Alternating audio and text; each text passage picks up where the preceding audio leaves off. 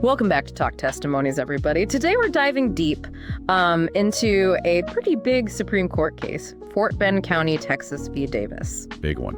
Yeah, this one came out on June 3rd, 2019, and it really kind of clarified this, key part of employment discrimination law under Title VII. So the main takeaway here is that if you want to sue your employer for discrimination, you have to file a charge with the EEOC, the Equal Employment Opportunity Commission. Right. But the court said that that requirement isn't like a jurisdictional hurdle. Like, it's not something that can just, completely derail your case at any point. Yeah, I get it. It's more like a procedural rule, and if you wait too long to bring it up, you might lose your chance. That's a great way to put it. It's like, you've got to follow the steps. It's important, but if you miss a step early on and nobody notices and you keep going, years later, you can't just suddenly say, oh, well, we missed a step way back when, so the whole thing is invalid. Right. Yeah. Makes sense. Yeah, the court basically said that Congress didn't intend for this rule to be like a strict limit on whether a federal court could even hear a Title VII case. Okay, so let's get into the specifics of the Davis case. So Lois Davis worked for Fort Bend County in Texas, and she filed a charge with the EEOC saying she was being sexually harassed and retaliated against. Correct. While that case was still, pending, she was fired. She was fired for missing work on a Sunday because of a church commitment. Oh, wow. And this is where it gets tricky. So Davis, she tried to add religion to the list of reasons why she thought she was being discriminated against, but she only did this on like an initial questionnaire at the EEOC. I see. She never actually formally amended her official charge to include religious discrimination. So that's where the problem is. Exactly. That's the legal issue right there. Yeah. So she ended up suing Fort Bend County in federal court. And she claimed both religious discrimination and retaliation. But over time, as the case went on, the retaliation claim got dismissed. Mm-hmm. So all that was left was the religious discrimination claim. And get this, Fort Bend County, they waited until this late stage in the game, years into the whole thing, to object. Seriously? Yeah. They argued that because Davis didn't specifically mention religious discrimination in her original EEOC charge, the court didn't have jurisdiction. Like, they were saying the court didn't even have the basic authority to hear the case.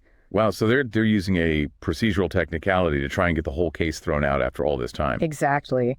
And the district court, they actually agreed with the county. They said that the EEOC charge requirement was jurisdictional, meaning it couldn't be waived no matter how late it was brought up. Mm-hmm. So they dismissed the religious discrimination case. But then the Fifth Circuit Court of Appeals, they took a look at it and said, hold on a second.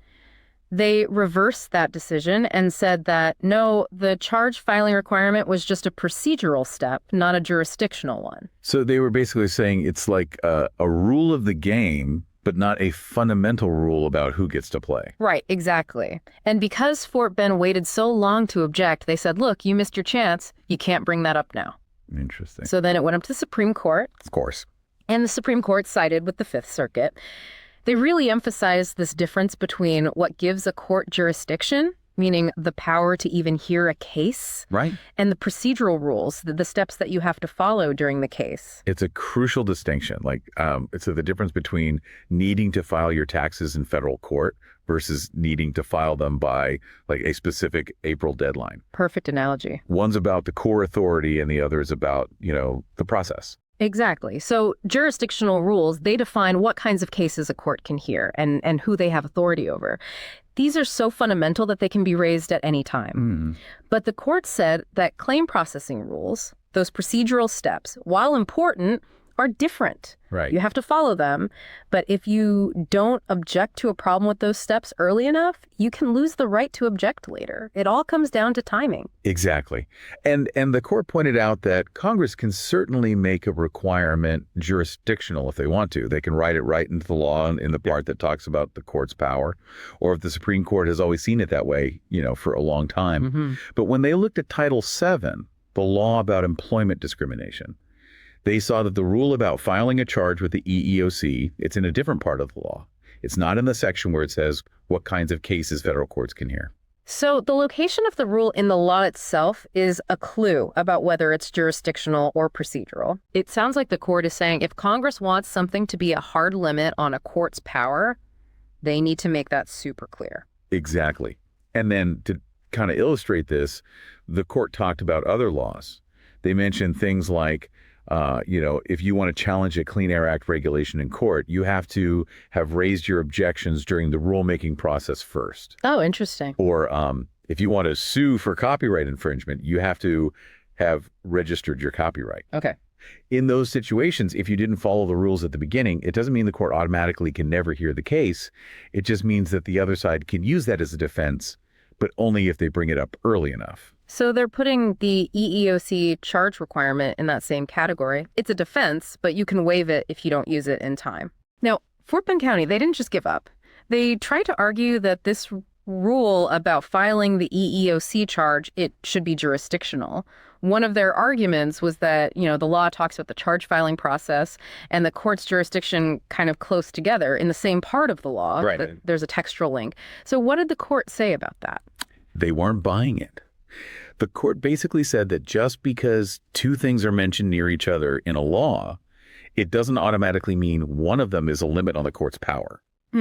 They were very clear that for something to be jurisdictional, the part of the law that gives the court jurisdiction has to explicitly say so. It has to be really clear that Congress meant it to be a condition on the court's authority. Okay, that makes sense. So Fort Bend also argued that the whole purpose of the EEOC charge is really important. It's supposed to encourage people to try to work things out and give the EEOC a chance to investigate and maybe even sue first. Right. So they said because it's so important, it has to be jurisdictional to make sure those things happen. Right. I see their logic. What did the court think about that? The court was not persuaded. They basically said, look, just because a rule is important doesn't mean it automatically limits the court's power to hear a case. Okay. There are other ways to make sure people follow important rules, like the court can impose sanctions, or maybe the defendant just knows it's in their best interest to bring up the issue early if they want to try and get the case dismissed. Right. Making it non-jurisdictional doesn't mean the rule is meaningless. It just means it's subject to the regular rules of procedure. Gotcha. So taking a step back, what does all this mean? Why is this case so important? Well, it shows a trend in how the Supreme Court has been thinking about jurisdictional rules. They've been trying to define jurisdictional more narrowly because they don't want cases getting thrown out on technicalities after everyone's already spent a lot of time and money on them. They're trying to be more practical about it. It's exactly. They want to make a clear distinction between, the court's fundamental power to hear a case and the procedural rules that everyone needs to follow during the case. Right. It's about fairness. Exactly. And this decision makes the Title VII rule about filing an EEOC charge consistent with other procedural rules in federal court. Okay. Before this, different courts were applying the rule differently, so this creates a consistent rule for the whole country. Makes sense. And it also sends a message to everyone involved in lawsuits. If you have a procedural defense, don't wait until the last minute to bring it up. You might lose your chance. Yeah, don't try to be sneaky. Exactly. And this case also highlights how important it is to follow the rules in the first place. Like with Title VII, you have to file that EEOC charge. But if you don't, and the other side doesn't notice right away, you might still be able to move forward with your case. Okay, so that brings us to our favorite part of the show, the 10th chair. This is where we imagine we're on the Supreme Court and we get to give our own opinion on the case. Love this part. So based on everything we've talked about, what would our ruling be in Fort Bend County v. Davis? So sitting in that 10th chair, talk testimonies would absolutely affirm the Fifth Circuit's decision. No question about it. Nope. We'd stick with the established rules, the ones that distinguish a court's power to hear a case from the rules about how a case proceeds. Okay. Title VII is clear. That requirement to file an EEOC charge is in a separate part of the law, not the part that talks about the court's power. To say that it's jurisdictional would go against what the Supreme Court has been saying for a long time. And what would be our main reason for deciding that way? We'd emphasize how crucial it is to follow procedural rules in court. If you let someone wait years before bringing up a procedural issue like this, it just messes everything up. It's not fair. Exactly. It's not fair to the other side who's put in all this time and effort. By making it clear that this EEOC charge rule isn't jurisdictional, that you can lose the right to use it as a defense if you don't bring it up in time, we're making the law clearer and making sure things are fair for everyone. Makes sense. So this deep dive into Fort Bend County v. Davis has been really interesting. It shows how the Supreme Court is still working on defining exactly what jurisdictional means and what happens when someone messes up on procedure in a lawsuit. Yeah, it's a complex issue. And remember, everyone, this was just us talking about the case. It's not legal advice. Right, we're not the Supreme Court. Keep thinking about this case and let us know what you think. Thanks for joining us on Talk Testimonies. See you next time.